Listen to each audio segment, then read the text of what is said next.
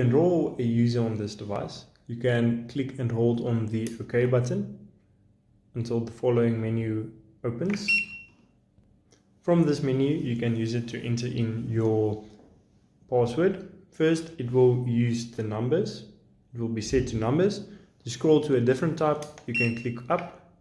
You can select from symbols, from capital letters and lowercase letters.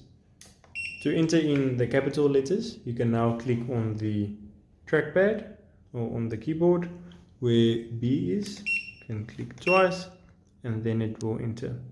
To access the device's Wi-Fi and connection settings, we can navigate from this menu to communications, select OK. From here we are able to set network, Wi-Fi, mobile app, eHome and other settings as well. To set up the Wi-Fi, you can click here and you can scan for Wi-Fi connections. You can select the network we would like to connect to, and from here we can enter in the password and press OK to connect.